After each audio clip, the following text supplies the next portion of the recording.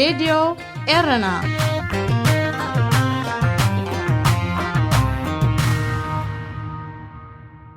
عزوز سلامتنا تقبلوا أبستفلا ليكم عط عالم كوينكم نمدبات راديو إيرنا التكتاتلو زخبركم سمعتنا أبناء المروع إسران تشعتن حملة كل التشحن إسران فنوى راديو إيرنا أفريقيا أبصومونزي كمون مدب تطعمو حيزنا لكم قريبنا لنا فنونا بزينا جميرو بزينا كساب زازم كساب فتسامي مدبنا مسانا حبيركم كتسانحو بخبرن دعدمكو أبناء لومي أرستاسينا مسنسجر منغست إرترا ناي سلام حيليو كبل قدماي منيستر إثيوبيا قاليتو أمريكان حبرت أوروبان أوشتاوي بوليتيكاو قداي صومال مئتاون جزياو قدماي منيستر صومال نقيفو حدش بارلما دو السودان زقوملونا جزي قدب حليفو راديو إيرنا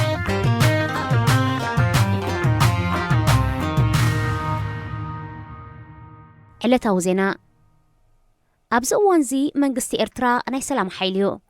أب إثيوبيا تراي زيكونه أبزخون عالم منغستي إرترا نسلامن لمعتن كم زسرح استفلطيو كبل قدماي منيستر إثيوبيا أبي أحمد نزهبو مغلطي حيالو إرتراوያን تقايمومو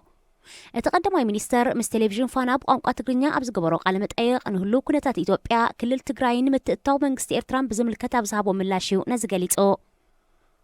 እንተኾነ ንመንእስያቱ ናይ ግዜ ገደብ ኣብዘይብሉ ጉዱድ ወተሃደራዊ ዕስክርና ዝጸመደ ብዘይ ሕግን ፍትሕን ኣሽሓት ዜጋታት ንዓመታት ኣብ ማእሰርቲ ዘብለ ምርጫ ይኹን ተስፋ ዲሞክራሲ ዘይብሉ ናይ ሓደ ሰብ ትካልን ብብዝሒ ስደት ዜጋታቱ ዓለም ዘዛረበን መንግስቲ ከም ናይ ሰላም ሓይሊ ክግለጽ ብዓይኒ ቀዳማይ ሚኒስተር አብይ ኣሕመድ ጥራይ ክብሉ ብዙሓት ኤርትራውያን ኣብ ማሕበራዊ ሜድያታት ተቃውሞታቶም የስምዑ ኣለዉ سلام أبيت كايز جمر زبالو كالوت دما أبيتو سلام زيبولو نزيقاتاتو بملكن رعدن ناستا سالاس عمتات زقز أمانجستي ناي سلام حيلو يكبهال زستدم مخانو تقيسوم قدماي منيستر إثيوبيا أبي أحمد دليتو رهوان سلام غوربيت حزب إرتران كرئزي كونه نبريزدنت إسياس أفورقي بمحقواس جزياو بوليتيكا وربحاتاتو نمخصاب ترايت عركم زلو زوج الحمقلت مخانو زملكتون اللو أب إثيوبيا تراي لعلميتن إسران شح إرتراوያን ስደተኛታት ከም ዘለው ኣረጋጊጹና ፈለጠ ናይ ሰላም ሓይሊ ካብ ዝኾነ መንግስቲ ክንድዚ ዝኣክል ብስ ህዝቢ ስለምንታይ ተሰዲዱ ክምልሶ ዝግባእ ሓቂ ምንባሩን የረድኦ ጊዜያዊ ቀዳማይ ሚኒስተር ሶማል ማህዲ መሐመድ ጉለድ ኣሜሪካን ሕብረት ኤውሮጳን ፓርላማት ሃገር ንዝወሰዶ ስጉምቲ ምስ ጓድ ቀዳማይ ሚኒስተር ነበር ሓሰን ዓሊ ኸይረ ኣመልኪተን ዘቕረብኦ ነቐፌታ ነጺጎ ንሱ ኣበርክቶ ኣህጉራዊ ማሕበረሰብ ኣብ ሶማል ዝምስገን ምዃኑ ብምጥቃስ ልኡላዊ ጉዳይ ሃገርን ቀዋምን ሶማል ከኽብሩ ኣዘኻኺሮ ፓርላማ ሶማል ካብ 2017 ናትሒዙ ቀዳማይ ሚኒስተር ሶማል ኮይኑ ከገልግል ንዝጸንሐ ሓሰን ዓሊ ኸይረ ካብ መዝነቱ ክእለ ብቐዳም 25 ሓምለ ከም ዝወሰነ ዝዝከር እዩ ፕሬዚደንት መሐመድ ዓብዱላሂ ፋርማጆ ሓድሽ ቀዳማይ ሚኒስተር ክሳብ ሸይም ምክትል ቀዳማይ ሚኒስተር ማህዲ መሐመድ ጉለድ ብግዚያውነት ተኪእወሎ رئيس ممحدار بونتلاندن حيالو بوليتيكاوያን حيلتات هاجر مسጓቅ ቀዳማይ ሚኒስተር ነበር ዓሊ ኸይረ ሕጋዊ ከም ዘይኮነ ተቃውሞኦም የስምዑ ኣለዉ ብልፍንቲ ዝቆመ ናይ መሰጋገሪ መንግስቲ ካብ እትምስርት 5 ዋርሕ ኣቕፂራ ዘላ ደቡብ ሱዳን ዝጸንሐ ፓርላማ ፈሪሱ ብሓድሽ ዝትከኣሉ ግዜ ሓሊፎ ኢጋድ ኣብ ዝሓለፈ ቅንያት ኣብ ዘውፅኦ መዘኻኸሪ መንግስቲ ደቡብ ሱዳን ንዝጸንሐ ፓርላማ ፍሪሱ ኣብ 26 ሓምለ ሓድሽ ፓርላማ ክቐውም ፀዊዑ ነይሩ እዩ ሚኒስተር ዜና ደቡብ ሱዳን ንማዕከናት ዜና ኣብ ዝሃቦ መብርሂ እቲ መስርሕ ይካየድ ከም ዘሎ ብምጥቃስ ሙቋም ሓድሽ ፓርላማ ዝደናጎየሉ ምኽንያት ከም ዘየለ ጠቒሱሎ ምድንጓይ ሙቋም ሓድሽ ፓርላማ ማለት ንህዝቢ ደቡብ ሱዳን ናብ ተወሳኺ ስቃይ ምቅላዕ ማለት ስለ ዝኾነ ኣብ ዝቐልጠፈ ክትግበር ምዃኑ እቲ ሚኒስተር ገሊጾ ብመሰረት ቀዲሙ ዝተበጽሐ ስምምዕ 332 መናብር ፓርላማ ኣብ ስልጣን ዘሎ ዓብላሊ ሰልፊ ክሕዛእ እንከሎ 128 ድማ ሬክ ማቻር ዝውክሎ ተቃዋሚ ሰልፊ ክውንኖዩ ካልኦት ሰልፍታት ድማ ብድምር 80 መናብር ክሕዛየን ናይ ፖለቲካ እስራት ነበር ብወገኖም 550 መናብር ኣብ ዘለዎ ፓርላማ ደቡብ ሱዳን ብ10 ኣባላት ክውከሉ እቲ ስምምዕ ይፈቅድ ዝኸበርኩም ሰማዕትና ዜና ኣብ ዝተፈጺሙሎ ሬድዮ ኤረና ናጻ ድምፂ ኤርትራውያን ዳግማይ ሰላምተና ተቐበሉ ክቡራት ሰማዕትና ካብ ዝቐፂሉ ብዓወት ኣረጋይ ዝዳሎ ኣፍሪቃ ኣብ ሶም ሙዚክ ክኸውን ሰናይ ምክትታል ሬድዮ ኤረና ናጻ ድምፂ ኤርትራውያን ሬድዮ ኤረና ናጻ ድምፂ ኤርትራውያን ጊላነት ኣብ ማውሪታንያ ኣብዚ ሒዝናዮ ዘለና እዋን መበል 21 ክፍለ ዘመን መብዛሕትኡ ሰብ ጊላነት ከም ዘብቅዐን ፈጺሙ ከም ዝጠፍአን እዩ ከኣመን ዝፈትን ወይ እውን ጊላነት ኣብ ታሪክ ዳ እምበር ኣብዚ ሕጂ እዋን ብተግባር ኣብ ዓለም ይካየድ ከም ዘሎ ኣፍልጦ ዘለዎ ኣዝዩ ውሕድ እዩ። ምክንያቱ ማዕከናት ዜና ዓለም ከምቲ ዝግባእ ኣቓልቦ ሂበን ስለ ዘይሰርሓሉ። ኣብ ዓለም ክልተ ዓይነት ጊላነት እዩ ዘሎ። እቲ ሓደ ባህላዊ ወይ ካብ ቅድመ ታሪኻት ሒዙ ዝጸንሐ ሰባት ከም ኣቕሓ ወይ ዋንነት ዝርኢ ሰባት ዝሸይጥን ዝልውጥን ከም ውርሻ ካብ ወለዶ ናብ ወለዶ ዝሰጋገር ክኸውን እንከሎ ገላዩ ብነጻ ክሰርሑ ዋና ወይ እውን እቲ ጎይታ ድማ ይምግቦምን ይኸድኖምን። እቲ ካልኣይ ጊላነት ዘመናዊ ጊላነት ኮይኑ እዚ ድማ ሰባት ድኹም ጎኖም ወይ ድኽነቶም መዝሚዙ ኣብ ጉዱድ ወይ ትሑት ክፍሊት ዘለዎ ስራሕ ዘዋፍር ሰባት ዘሰጋግርን ኣብ ዘይሕጋዊ ስራሕ ከም ዝጽመዱ ዝገብርን ብዋግኦም እቶት ዝረክብን ኮይኑ ብውልቀ ሰባት ኩባንያታት ዘይሕጋውያን ጉጅለታትን ካልኦትን ይትግበር።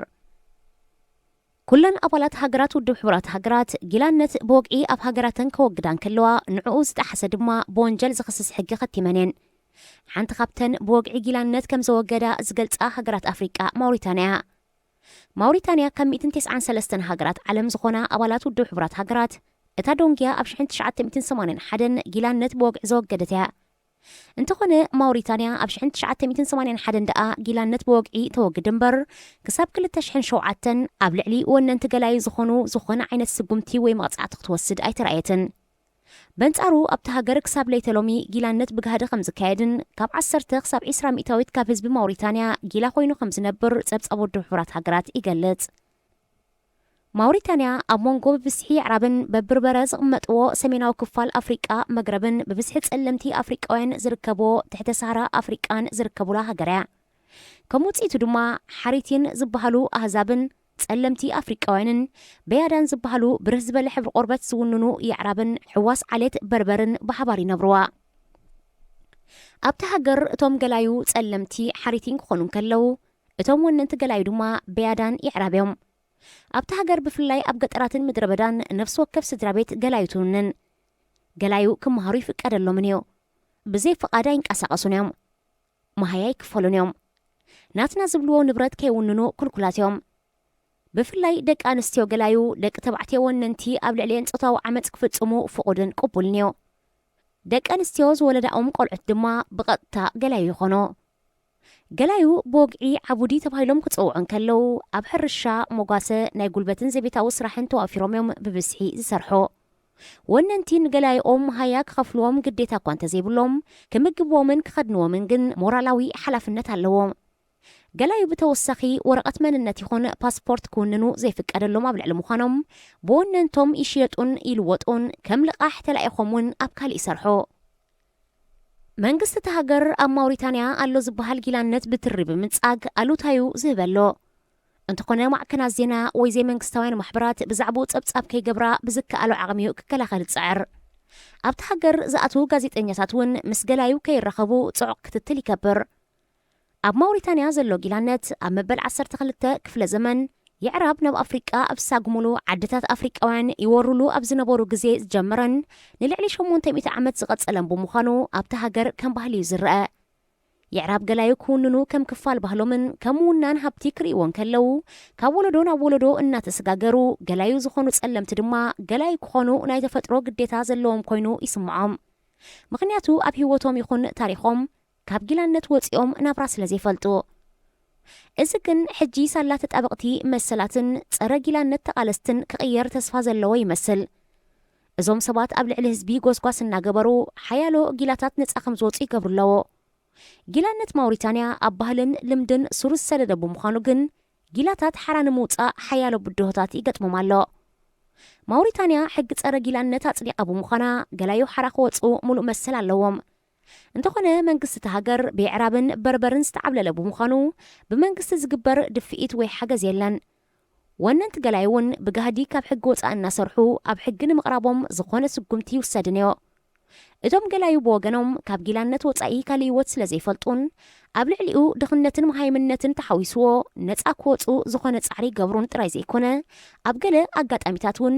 ነፃ ክወፁ ኣይደልዩን እዮም።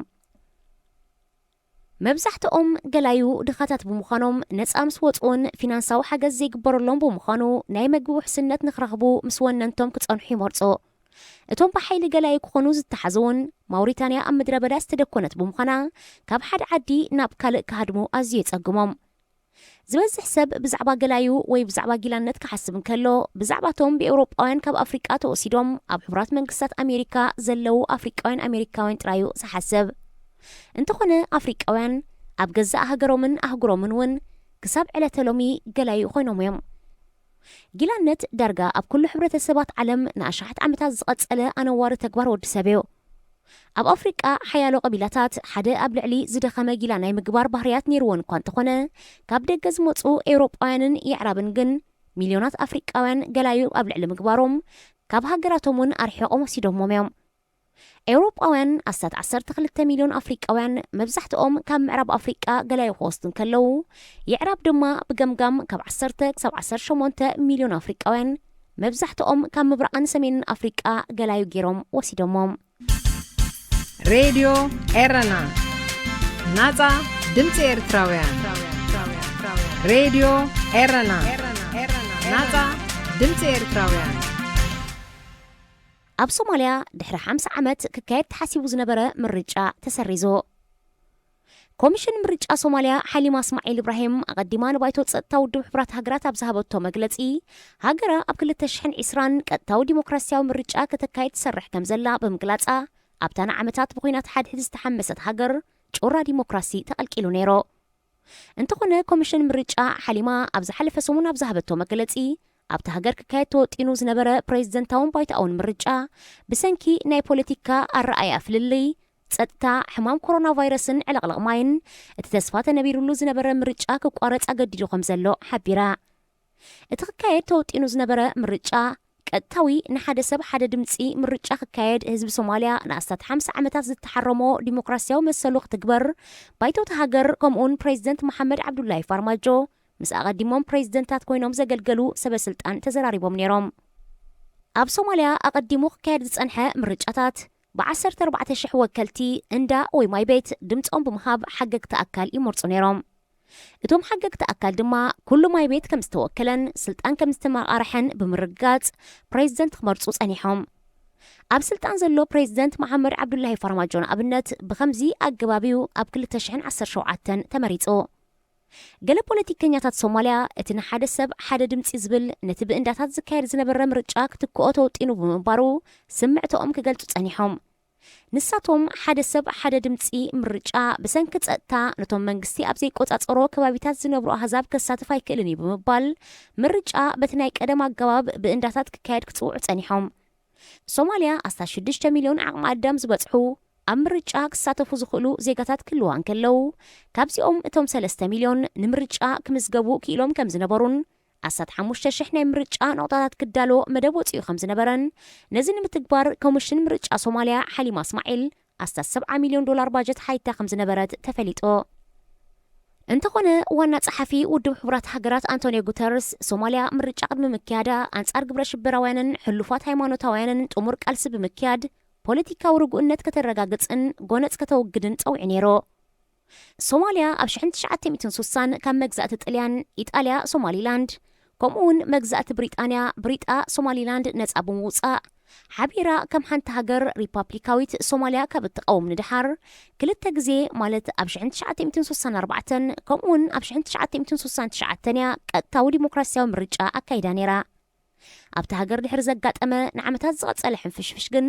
እቲ መስርሕ ምርጫ ብወከልቲ እንዳዮ ክካየድ ጸኒሖ ሶማልያ ኣብ መወዳእታ 1969 ብዝተኻየደ ወተሃደራዊ ዕልዋ ወተሃደራዊ መራሒ ሲያድ ባረ ናብ ስልጣን ድሕሪ ምምፅኡ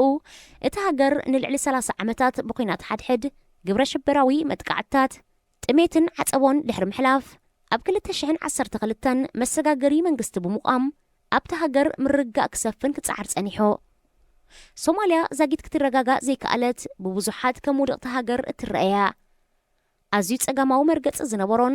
ኣብ መግዛእቲ ጣልያን ፖሊስ ዝነበረን ሜጀር ጀነራል ሲያድ ባረ ኣብ 1969 ደማዊ ወተሃደራዊ ዕልዋ ብምግባር ብህዝቢ ዝተመርፁ ፕሬዚደንት ሼክ ሙክታር መሐመድ ሑሴንን ቀዳማይ ሚኒስተር መሐመድ ኢጋልን ካብ ስልጣን ከም ዝወርዱ ብምግባር ኣብቲ ሃገር ን21 ዓመታት ማርክሳዊ ሌኒናዊ መንግስቲ ኣቂሞ ንስያድ ባረ ካብ ስልጣን ንምውራድ ሓያሎ ብእንዳታት ዝቆማ ዕጡቃት ጉጅለታት ኣብ ልዕሊ ሰራዊት እቲ ሃገር ብኩሉ ሸነኻት መጥቃዕትታት ከካይዳ ብምጅማረን እቲ ሃገር ናብ ኩናት ሓድሕድ ተሸይማ ኣብ 1991 ድማ ስያድ ባረ ካብ ስልጣን ክእለ ተገዲዱ እንተኾነ ኣብ ውሽጢ ተን ብእንዳ ዝቆማ ሓይልታት ስምምዕ ክብጻሕ ብዘይምኽኣሉን ናይ ስልጣን ሆጋፍ ብምኽሳቱን ሶማልያ ናብ ዝገደደ ኩናት ሓድሕድ ተሸሚማ ማእከላይ መንግስቲ ዘይነበራ ሶማልያ ብሃይማኖታውን ባህላውን ሕግታት ክትመሓደር ብምጽናሕ ከም እስላማዊ ቤት ፍርዲ አልሸባብ ወራር ኢትዮጵያ ዓቀብቲ ሰላም ሕብረት አፍሪቃ ሕጂ ድማ መሰጋገሪ መንግስቲ ተበራርዮም ብመንገዲ ሞቃዲሾ ነቲ ሃገር ከመሓድሮ ጸኒሖም ኣብ ሰሜን እቲ ሃገር ኣብ 1991 ከምኡውን 1998 ሶማሊላንድን ፑንትላንድን ዝበሃላ ናጽነተን ዝኣወጃ ንገዛእ ርእሰን ከም ሃገራት ዝሓስባ ዞባታት ኣለዋ እንተኾነ ዓለም ከም ሃገራት ኣፍልጦ ኣይሃበተን ዘላ ንሳተን ብተዛማዲ ጸጥተአን ዝሓለዋ ሰላማዊ ኣካይዳ ይመርሓኳ እንተለዋ መጻኤን ግን ዛጌት ውሑስ ኣይኮነን إذاعة الرنا الدولية صوت أريتري مستقل راديو إيرنا ناصع دمص إرتراويان መራሕቲ ኣፍሪቃ ንገዛእ ርእሶም ዘይሕከሙሉ ኣገልግሎት ጥዕና ሃኒፆም በመንጽር 2020 ቅድሚኣ ዝነበራ ዓመታት ጥዑም ግዜ ነይሩ ክበሃል ይከኣል ብፍላይ ንኣፍሪቃውያን መራሕቲ ምክንያቱ መብዛሕትኦም መራሕቲ ኣፍሪቃ ዝኾነ ሕማም ተዳሓይሞም ተጓዮም ካብ ኣፍሪቃ ወፃኢ ብፍላይ ድማ ናብ ኤውሮጳ እናኸድዮም ሕክምናዊ ኣገልግሎት ዝገብሩ ነይሮም ሕማም ኮሮና ቫይረስ ኮቪድ-19 ሒዛ ዝመፀት ዓመተ 2020 ግን ነዚ ቀይራቶን ምስ ናይ ገዛእ ሃገራቶም ሕክምናዊ ኣገልግሎት ፊት ንፊት ክገጥሙን ውፅኢት ስርሖም ክሪኦን ኣብቂዓቶም ኣላ ኣብ ዝሓለፈ ቅንያት ነዚ ተንጸባርቕ ሓንቲ ካርቱን ኣብ ማዕከናት ዜናን ማሕበራዊ መራኸቢታትን ክዝርጋሕ ቀንያ እታ ካርቱን ሓደ መራሒ ኣፍሪቃ ሓይሙ ናብ ሆስፒታል ኣብ ዝውሰደሉ ዝነበረ ግዜ ኖ ኣብዚ ሆስፒታል ኣይተወስዱን ኢኹም እናበለ ይርአ እቶም ጼሮሞ ዝነበሩ ድማ ክቡር ፕሬዚደንት እዚ ሆስፒታል እኳ እቲ ባዕልኻ ዝወጠንካዮ ይኽብሉ ይምልስሉ መራሕቲ ኣፍሪቃ ዝኾነ ሕማም ምስ ዘጋጥሞም ካብቲ ኣህጉር ወፂኦም ኣብ ካልኦት ሃገራት ሕክምና ክገብሩ እዮም ዝመርፁ ከም ኣብነት ፕሬዚደንት ዚምባብዌ ነበር ሙጋቤ ኣብ ሲንጋፖር ፕሬዚደንት ካሜሩን ፖል ቢያ ኣብ ስዊዘርላንድ ፕሬዚደንት ናይጀርያ መሐመድ ቡሃሪ ናብ ብሪጣንያ ፕሬዚደንት ኤርትራ ኢሳያስ አፈወርቂ ናብ ሃገራት ዓረብ ብፍላይ ድማ ናብ ስዑድ ዓረብ እናኸዱ ናይ ሕክምና ኣገልግሎት ምርካብ ልምዲ ኣለዎም ኣብዚ ሕጂ እዋን ካብ ናብን መገሻ ደው ኢሉ ብምህላው መራሕቲ ሃገራት ኣፍሪቃን ተሓሚሞም ኣብቲ ውፅኢት ፖሊስታቶም ዝኾነ ሆስፒታላትን ኣገልግሎት ጥዕናንዮም ክሕከሙ እዚ ድማ ምስ ኣገልግሎት ጥዕና ሃገሮም ክላለዩ ክሕግዞም እዩ ክትብል ማዕከን ዜና ኣፍሪቃ ኒውስ ሓጪጫ ኣብ ታሪክ ወዲ ሰብ ካብ ቅድመ ታሪኻት ሒዙ ኣብ ዝተፈላለዩ ዘመናት ብቫይረስ ይኹን ብባክተርያ ዝመሓላለፉ ተላባዕቲ ሕማማት ክመጽኡን ናይ ሚልዮናት ሰባት ህይወት ኣጽኒቶም ክኸዱን ጸኒሖም እዮም ኣብቲ ቀደም ግዜ ብፍላይ ድማ ኣብ ዓለም ውሑድ ህዝቢ ኣብ ዝነበረሉን ቅልጡፍ መጓዓዝያ ከም ነፈርቲ ባቡር መካይን መራኸብ ኣብ ዘይነበረሉ እዋን ዝላባዕ ሕማም ተዳኣ መጺኡ ንውሱን ኣከባቢ ጥራይ ኣጥቂዑ ዝጠፍእ ነይሩ ኣብዚ ሕጂ እዋን ግን ዓለም ብቅልጡፍ መራኸቢ መጓዓዝያ ብፍላይ ድማ ብመጓዓዝያ ነፈርቲ ተራኺባትሉ ብዘላ እዋን ኣብ ሓደ ጫፍ ናይ ዓለም ዝተረኣየ ሕማም ለበዳ ናብቲ ካልእ ጫፍ ክሰጋገር ግዜ ወስደሉን እዩ ብኸምኡ ምክንያቱ ድማ ኣብ ከተማ ውሃን ቻይና ኣብ ሓደ ናይ መግብ ዕዳጋ ዝጀመረ ለበዳ ኮሮና ቫይረስ ኮቪድ-19 ናብ መላእ ዓለም ክዝርጋሕ ክኢሉ ዘሎ ኣቐዲሞም ክኢላታት ጥዕናን ካልኦት ብዛዕባ እቲ ጉዳይ መጽናዕትታት ዘካየዱ ተላባዕቲ ሕማማት ኣብ ዝኾነ እዋንን ቦታን ክብገሱ ከም ዝኽእሉን ናይ ሚልዮናት ሰባት ህይወት ከጽንቱ ከም ዝኽእሉን ከጠንቅቑ ጸኒሖም እንተኾነ ኣብ ዓለም ብፍላይ ድማ ኣብቲ 1.3 ቢልዮን ህዝቢ ዘለዋ ኣህጉር ኣፍሪቃ ዝኾነ ምድላዋት ከይተገብረ ጸኒሑን ኣሎን ኣብዚ ሕጂ እዋን ተኸሲቱ ዘሎ ኮሮና ቫይረስ ኮቪድ-19 መጀመርታ ኣብቲ ዝጀመረሉ ቻይና ሕምብርቱ ኤፒሰንተር ማለት ካብ ኣብ ከባቢ ዘሎ መሳለጢ ሕክምና ንላዕሊ ከም ዝነበረ ዝዝከር ኮይኑ ቀፂሉ ኣብ ሃገራት ኤስያ ናብ ደቡብ ኮርያ ጃፓን ኢራን ናብ ኤውሮጳ ብምስጋር ድማ ናብ ጣልያን ስጳኛን ድሒሩ ድማ ናብ ሕቡራት መንግስታት ኣሜሪካን ሰሜን ኣሜሪካን ብፍላይ ብራዚል ተዘዋዊሩ ኣፍሪቃ ዛጊት ከምቲ ዝተፈርሓቶ እኳ እቲ ምልባዕ ይረአ እንተዘይሃለወ እዚ ናይ ማዕበል ሕምብርትነት ማእከል ናብ ኣንተ ተሰጋጊሩ ዛጊት ኣዝዩ ሓደገኛ ክኸውን ከም ዝኽእል ክኢላታት ከጠንቅቑ ጸኒሖም ድኹም ምምሕዳር መንግስታት ኣህጉር ኣፍሪቃ ኣብ ጽላት ሕክምናዊ ኣገልግሎት ኣዝዩ ትሕት ወፍሪ ክገብሩ ብምጽንሖም ሆስፒታላት ኣህጉር ብዋሕዲ ዓቕሚ ሰብን መሳርሒታትን ሽገራ ኮይነን ተሪፈን ብምህላወን ዝፍለጥ ኮይኑ ዘሎ ዋሕዲ ሓካይም ብፍላይ ድማ ዶክተራት ዋሕዲ መሳርሒ ሕክምና ከም ንምስትንፋስ ዝሕግዛ ማሽናት ማለት ቬንቲሌተርስ ማይ ሳሙና ማስኪራ ኣህጉር ከተት ዘይበቑዑ ስታስቲክስ ትሑት ፊናንሳዊ ምወላ ዋሕዲ መድሃኒት ኣብ ግምት ብምእታውዮ ንኣብነት ኣብታ ኮሮና ቫይረስ ኮቪድ-19 ኣዝያ ዝተጠቕዐት ጥልያን ሓደ ዶክተር ነፍሲ ወከፍ 243 ሰባት ክባጻሕ እንከሎ ኣብ ኣህጉር ኣፍሪቃ ግን ሓደ ዶክተር ን10,000 ሰባት እዩ ዝባጻሕ ኣብ ጽኑዕ ክንክን ሕክምና ንምስትንፋስ ዝሕግዛ ቬንቲሌተርስ ማለት ምስትንፋስ ንዝሰኣኑ ንኸተንፍሱ ዝሕግዛ ማሽናት ኣብ መላእ ሕቡራት መንግስታት ኣሜሪካ 170,000 ክህልዋ እንከለዋ ኣብ ኣህጉር ኣፍሪቃ ግን ኣብ 41 ትሕተ ሰሃራ ዝርከባ ሃገራት 2,000 ጥራይ ነይረን። ኮሮና ቫይረስ ኮቪድ-19 ንስርዓት ምስትንፋስ ብፍላይ ድማ ንሳምቡእ ብምጥቃዕ ሕማም ኒሞንያ ይዘኸትል።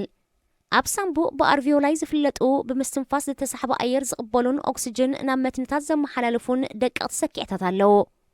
ሓደ ሰብ ኒሞንያ ምስ ዝሓምም ድማ እዞም ሰኪዕታት ብፈሳሲ ስለ ዝመልኡ ምስትንፋስ የሸግሮ። ኣብ ከምዚ ዓይነት ደረጃ ንዝበጽሐ ንምሕጋዝ ድማ ንምስትንፋስ ዝሕግዛ ማሽን ማለት ቬንቲሌተራት ዘድሊ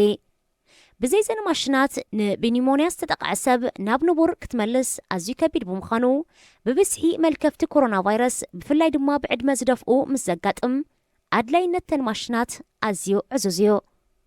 ንኢድ ምሕጻብ ብዝምልከት እውን ኣብ ኣፍሪቃ 15% ካብ ህዝቢ ጥራይ መሰረታዊ ዝተማልአ ኣገልግሎት ብሻምቡቆታት ዝመሓላለፍ ቡምባ ማይ ከም ዝረክብ እዚ ኣብ ከም በዓል ላይብርያ ዝኣመሰላ ኣቐዲመን ብኩናት ዝተሓመሰ ሃገራት ድማ 300 ጥራይ ከም ዝኾነ ተገሊጹ። ኮሮና ቫይረስ ኮቪድ-19 ንብዕድመ ዝደፍኡን ሕዱር ሕማም ዘለዎምን ዝያዳ ዝቐትል ብምዃኑ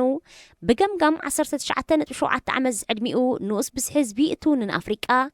ሓደ ካብ እወታዊ ጎድንታታዮ። ከም ኣብነት እንተሪእና ኮሮና ቫይረስ ብገምጋም ብዝሒ ካብ 65 ዓመት ንላዕሊ ብፍላይ ድማ ኣብ 80ታት ዝርከቡ ሰባት ክቐትል እንከሎ ብብዝሒ መወስታስያ ሃገራት እተን ብብዝሒ ብዕድመ ዝደፍኡ ኣህዛብ ዝውንና ሃገራት እየን። ገምጋም ዕድመ ሕቡራት መንግስታት ኣሜሪካ 38.2 እስጳኛ 44.9 ኢጣልያ 45 ፈረንሳ 40.1 ብሪጣንያ 40 ቻይና 38.4 ዕድመ ኣለወን። እንተኾነ ርሕቀቶም ዘይሕልውን ሕጊ ኣብ ቤትካ ኮፍ በል ዘይክተሉን ደገ ዝብሉ መንእስያት ነቲ ሕማም ናብ ቤቶም ሒዞም ክመፁ ከም ዝኽእሉን እዚ ድማ ነቲ ብልምዲ ዓበይቲ ዝሓቁፍ ስድራ ቤታት ክልክም ከም ዝኽእል ይዝረብ። ኣፍሪቃ ሚልዮናት ተሰከምቲ HIV ቫይረስ ዓሶ ወይቦን ካልእ ሕማማትን ዝተለኽፉ መንእስያት ትውንን ብምዃና ዝያዳ ጥንቃቐ ከም ዘድልያ ዝገለጸ ሓላፊ ስርሒት ህፁፅ እዋን ውድብ ጥዕና ዓለም ኣብ ኣፍሪቃ ሚካኤልዩ ይገልጽ። ኣብዚ ጉዳይ እዚ ተመሳሳሊ ርእይቶ ዘለዎ መስራቲ ማይክሮሶፍት ቢል ጌትስ ክኸውን እንከሎ ኮሮና ቫይረስ ኣየር ወለድ ማለት ብምስትንፋስ ምስዓል ምህንጣስን ምትንኻፍን ዝመሓላለፍ ብምዃኑ ኣብ ኣፍሪቃ ክበጽሕ ከሎ ከም ዝተሓሳሰቦ ገሊጹ። ንሱ ኣፍሪቃ ክሳብ ሕጂ ብተዛማዲ ኣብ ድሓን ኩነታት እኳ እንተላ ክታበት ከይተረኸበ ግን ክትቀስን ከም ዘይብላ ይሕብር። ኮሮና ቫይረስ ኮቪድ-19 ንምምካት መብዛሕትኡ ንኣገልግሎት ኣፍሪቃ ዝውዕል $100 ሚልዮን ንውድብ ጥዕና ዓለም ዘበርከተ ቢል ጌትስ ኣብ 2015 ኣብ ቴድ ቶልክ ቀሪቡ ኣብ ዝሃቦ መግለጺ ኒኩለራዊ ኣጽዋር ዝዓጠቐት ዓለም ንኹናት ደኣምበር ሚልዮናት ክቐትል ንዝኽእል ሃገር ከተት ማለት ፓንደሚክ ዓለም ከተት ኢቪደሚክ መጥቃዕቲ ቫይረስ ከም ዘይተዳለወት ገሊጹ ነይሩ። ንሱ ኣብ ቀረባ ግዜ ካብ ኢቦላ ዝሕይል ተላባዕ ሕማም ክመጽእ ከም ዝኽእል ካብ ኩናት ንላዕሊ ሚልዮናት ክቐትል ከም ዝኽእል እውን ክግምት እንከሎ ሃገራት ይኹና ውድብ ጥዕና ዓለም ሕፅረት ተመራመርቲ ተላባዕ ሕማምን ንዑ ግብረ መልሲ ክህብ ዝኽእል ትሕተ ቅርጽን ከም ዘየለ ገሊጹ ነይሩ። ኮሮና ቫይረስ ኮቪድ-19 ከምቲ ቢል ጌትስ ዝገመቶ ኣብ ሓፂር ግዜ ሚልዮናት ዝቐተለ እኳ እንተዘይኮነ ዓለም ቅርብቲ ከም ዘይጸንሐት ግን ፈታቲንዋ ኣሎ። ኣብ መብዛሕትኡ ሃገራት ዓለም ዝተረኣየ ድማ ብፍላይ ኣብተን ብብዝሒ ዝተጠቕዓ ሕፅረት ሆስፒታላትን ዓራውትን ሕፅረት መስተንፈሲ ቬንቲሌተራት ሕፅረት መከላኸሊ መሳርሒ ሓካይም ተረኣየዮ። ተመራመርቲ ስነ ፍልጠት ብሕጂ እውን ካብ ኮሮና ቫይረስ ዝብርትዕ ተላባዕ ሕማም ክመጽእ ከም ዝኽእል ሚልዮናት ክቐትልን ኣብ ሓደጋ ክእቱን ተኽእሎ ከም ዘለውን ይግምቶ። 11 ቢልዮንን 329 ሚልዮንን ብዝሒ ህዝባ ኣፍሪቃ ኣብ 2050 ናብ 2.5 ቢልዮን ኣብ 2000 ድማ ናብ 4 ቢልዮን ቁጽሪ ከዓቢ ትጽቢት ዝግበረሉ ብምዃኑ ማዕሪኡ ንተላባዕቲ ሕማማትን ካልእን ንምክልኻል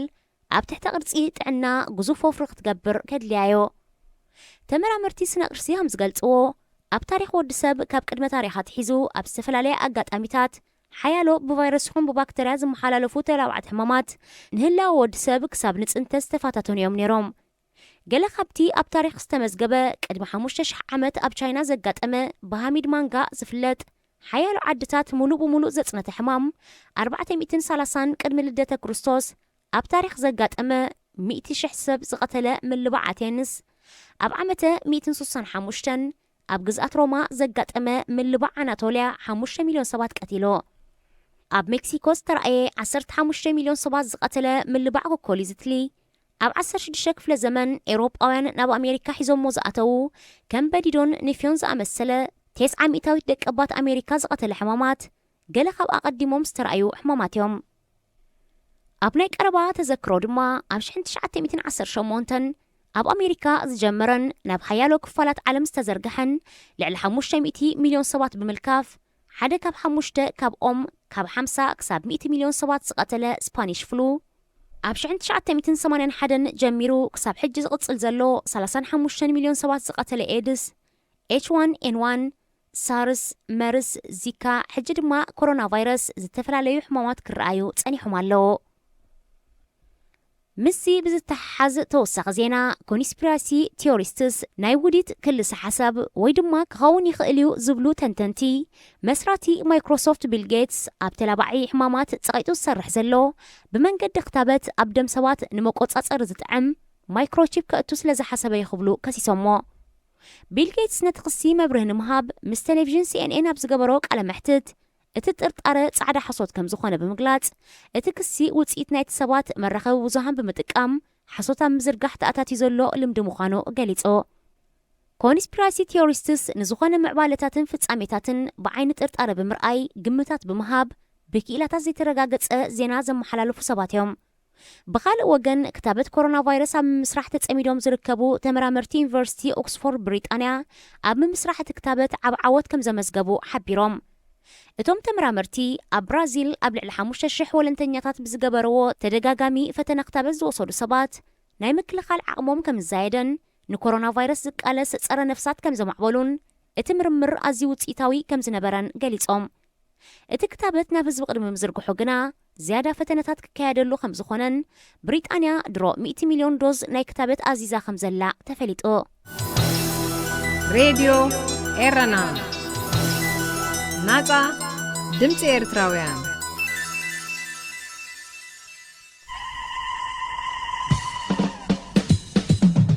ተጥዕሙ ምስ ሬድዮ ኤረና ኣብዚ መደብ እዚ ንማሕበራዊ ህይወት ዘንጸባርቑ ጽሑፋት ግጥምታት ድርሰታትን ዋዛታትን ዝቐርቡ ኮይኖም ኣብ ህይወት ንዘጋጥሙ ጸገማትን ኣፈታትሖምን ኣመለኻኽታና መዓልታዊ ህይወትና ተዘክሮታት ንእስነትን ካልእ ንኣጠማምታና ውልቃዊ ህይወትና እናንጸባረቐ ዘዘናግዕን ምኽርታት ዝልግስን መደብ እዩ ተጥዕሙ ምስ ሬድዮ ኤረና سلام كمي تغنيو فتوح تغاتلت مدب تطعم سريديرنا زيتو الربع صغربلكم مدبكم مدب تطعميو نلمون كم تلمود نعخم يخوبني زبن لا يتحس تدالينا أب مدب ساعتنا ترغبنا لنا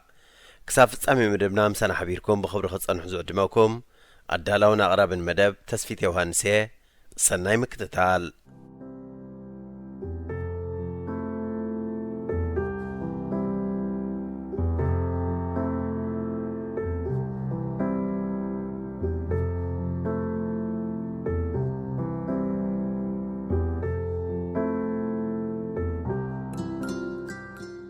ግጥምታትካ ንምንታዮም ዝጽውዑ ግጥምታት ቦብ ማርሊ የቕንዑኻ ዶ ሰባት ብኣተሓሳስባ ኣብ ክልተ ወገን ኣብ ዝምቀልሉ ግድን ምስ ሓደ ኹን ይብሉኻ ምስ ክልቲኦም ዘይኮንካ ድማ ኣብ ጌጋ ሸነኽ ከም ዘለኻ ይገልጹልካ ግን እኮ ብርግጽ ሓዲኦም ይጉጉይ ዘሎ ኣብቲ ሓጹር ደው እንተበልካ ድማ ክልቲኦም ትኩስልካ ኣነ ግን ብርግጽ أبز حصور دو إلى اللخو كفرسو إرمان إذا حصور بوب مارلي شحن شعاتميتن 76 جامايكا بغنات حد هداب تحمسو لزنبرت جزي بوب مارلي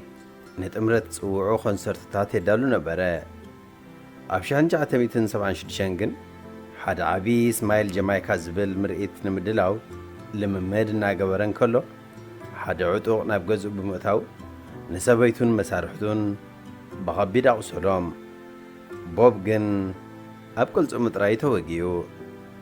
دحر غلط معلت دما مسكوسلو نتزمدبو مرئيت هكايدو 8 شحت عزبتها بناس أتساتفوه أتمرئيت نصنوع فلسفنا وأمنتو رهراهيون دنقاسيون تبعاتون نسلام زنبرت ماتن زن صبارق نبره اتعطو كابينا يوغن كم سلاك كوانت زي تفلته بوبغن نتحدوغن ناونجلكا نتغالق موداسو أقداس نثوير رايس لزين بره من النتنا يتعطو غاية قدسون نعوز قدسوز نبرس كلتي موغنات حبيرهم سلام كفاترو ترايو من النتنا يتصبق غيرو قسو زرايو عطوق مساحات التدما أيقد سننيو أنا ناي منغستي ويناي تقوم تحيلتات دقافي كون بمسرتون دلاي سلام دعنبر بوليتيكينيا كون نسلام دما عويل خزمر الله كتمص دمايا نسينا تيعيوخ بالملسة دحر غلط عمت نعد انجليز تسديجون كله أبزازما إكسودوس سدات تبل ألبوم غا نحادنتن مرت سدتن عويلو قاني اللوم بتاي مغازين دما اتغنديها قداسيت ألبوم ناي الزمن زبل قصل توهبا شعو كل تمرحتي ناي تقومت وغناتن اتمرح منقستن سلستيان بحبار نابعد انجليز بمخاد نبوب نابعدهم اللست محسن هو ناب جمايكا تمريسغا حاد عبو خنسرت هدالومو وتمرحت دما أب تمريت تساتفو نحمد رخص أويعخا ناز هزبي كم تفكروا نقروا فقرهم بحدنت كتر إيود ما قال تولو بموبال سلام كم زبهالو قبراء بزامر إتزيان حلوف سرحة وتنقا بحبرات هاقرات مداليا سلام نايس هالسي عالم توهباء بزامر إتزيان ما ختم تاخوينات حد حد جامايكا مخاناي إمان الله بدحر زي بوب مارلي أب قصري هارفارد يونيفرسيتي نحبرت أفريقاويان تقاومون أبارتايدن صوع كونسرت دالوا أتامش دما ببزحات ماجيكال أصب تمسط أزمتو زبل مجلس توعبا زخلو زبل بوب أب آخيباتات كلمة أيغات ويا مدارتات يكونن زخلو زفت أما بوب بقيت متاتون تنقرتاويت جيتارون ترايو بوب بزعبا قلسي خقتم كله أرددو حردو أركبو قمودو يلو يفلتنيو نسوس نمثل كاتقالس كبير كله توكس مالوتي نبران مزي ويمستياي كونيني كبير كله دما مزو سنوت أفيوه ويون لانغا خوينو موسان فريحو زي كونس نغلتي أموغانات زلو تقاومو يزقلز نبرا أبت نغلتي أمز فلحات أردو بمبالكا نتحات أر زفرس قطمتاتا فرقاء زبزح قطمتاتو نتهلوك أنزانا قلت أيو نبرهم مسعيز أواء أبتا نو ومان نو كراي آيتم بعيد تبالقطمون أبنات بزحات كفيل لينا أبتو بروه صباح كوينا وناكن رسو عمينا كل نقركم معراري مو آيتم بعيد بمباليو نهلون صباح نزت عمر وار أب اتبل حدما أوخا نحدا كباب بيلو نحدا زدقوس نسبات فلالي فلسفنا خصاب زهالوه كينات هالو معرف فتحيق صاب زي هالو خا الزن بعلو خينات يبل wake up and live أب اتبل درفون تنسق تبرابر هيوت دمانبر هيوت ملكتات زبزحو صرقايا مو كتقعازا خلها حنفشفش هايبلكا كابكن انصلين رحيقكا حساباتكا خيك أبركا حلمتات كان بكوننات هم رح يوم يبل بوب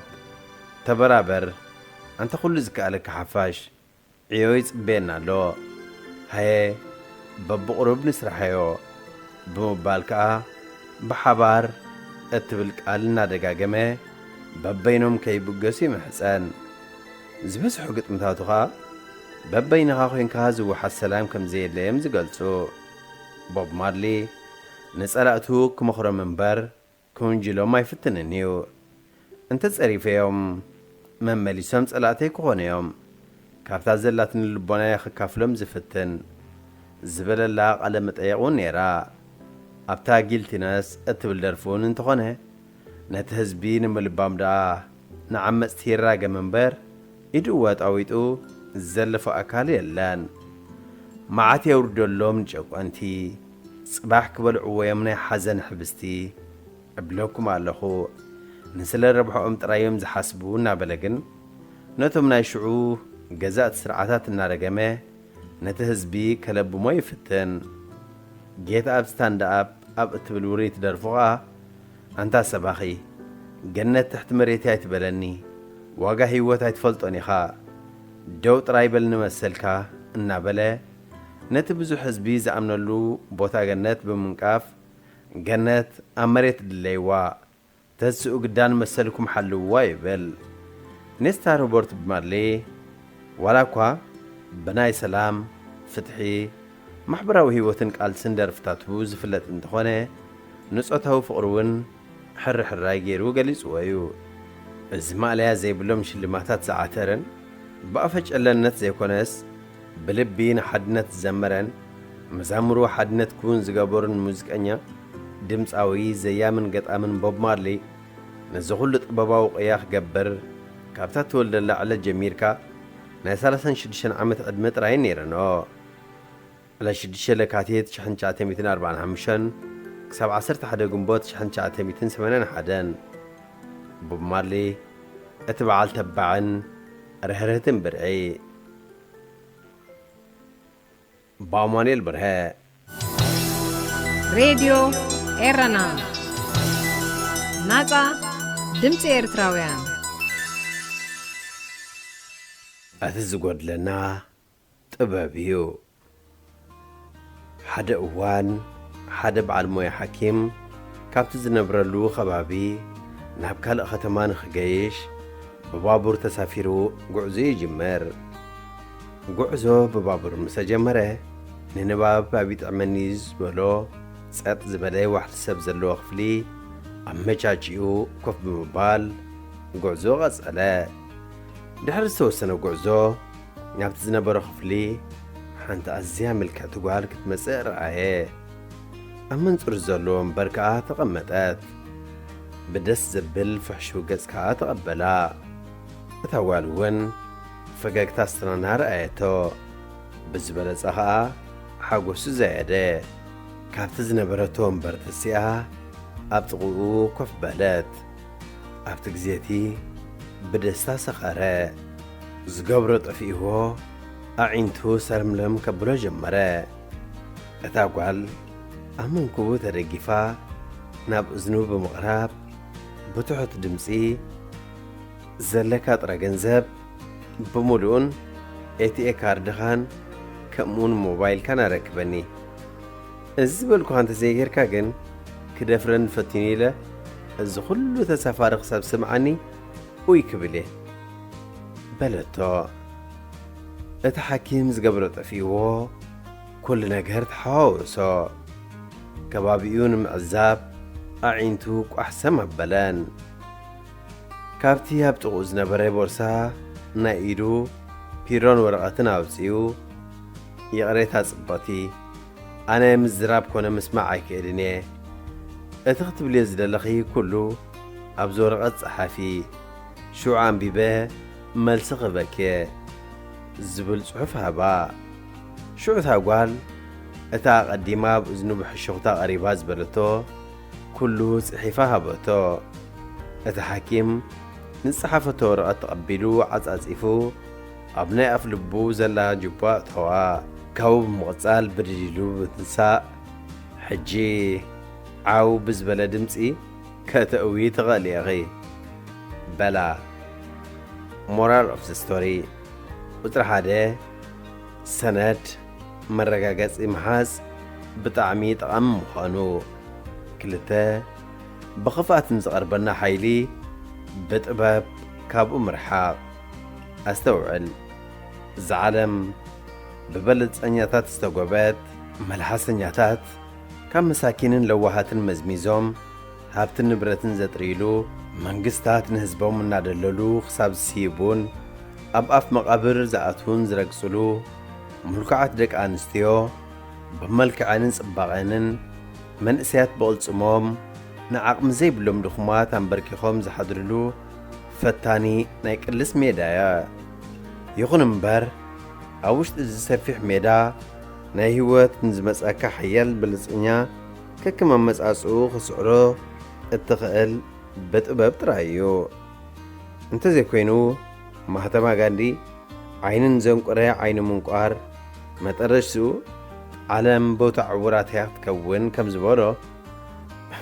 ካብ እነልምዖ እነጥፍኦ ካብ እነትርፎ ኸዓ እነኸስሮ ክበዝሕ እዩ ጥበብ እንድሕር ሃልዩና ግና ሰላም ብናይ ጥበብ ቃልሲ ትረከብ መፈጸምትኡ ድማ ጽቡቕ ይኸውን ብሓፂሩ ጥበብ ማለት ንኽልተ አንጻር ነገራት ምትዕራቕ ማለት እዩ በምህላው ጥበብ ዕድመ ይነውሕ ብስእነት ጥበብ ከዓ ዕድመ ይሓፅር ዘይትንከፍ ኣርእስቲ ዘይምለስ ሕቶ የለን እቲ ዓብ ጉድለትና ዝኾን ዘሎ ግን ጥበብ ስለ ዘይመረጽና እዩ ጥበብ ንምረጽ ምንጪ ሳሙኤል ገዳ ትርጉም ጆሲያብ هذه إذاعة إرنا. هنا إذاعة إرنا الدولية.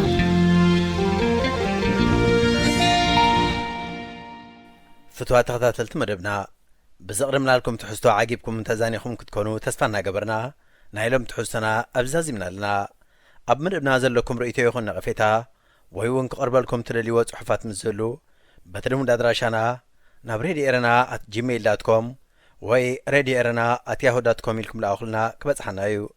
ብተወሳኺ ናብ ፌስቡክ ተስፊት ዮሃንስ ብምባል ኣብ ናይ መልእኽቲ ሳጹን ክትገድፍለይ ከም ትኽእሉ ከዘኻኽረኩም ደሊ ብዝተረፈ ብዝመጽእ ረቡዕ ኣብ ተመሳሳሊ ሰዓትን ብዝተፈለየ ትሕዝቶን ክሳብ ንራኸብ ጠጥዕሙ ጠጥዕሙ ምስ ሬድዮ ኤረና ኣብዚ መደብ እዚ ንማሕበራዊ ህይወት ዘንጸባርቑ ጽሑፋት ግጥምታት ድርሰታትን ዋዛታትን ዝቐርቡ ኮይኖም ኣብ ህይወት ንዘጋጥሙ ጸገማትን ኣፈታትሖምን ኣመለኻኽታና መዓልታዊ ህይወትና ተዘክሮታት ንእስነትን ካልእ ንኣጠማምታና ውልቃዊ ህይወትና እናንጸባረቐ ዘዘናግዕን ምኽርታት ዝልግስን መደብ እዩ ጠጥዕሙ ምስ ሬድዮ ኤረና ዝኸበርኩም ሰማዕትና ነዚ ሰዓት እዚ ትራልዩ ዝነበረ ሓፈሻዊ መደባትና ኣብ ዝፈጺምና ኣለና ሬድዮ ኤረና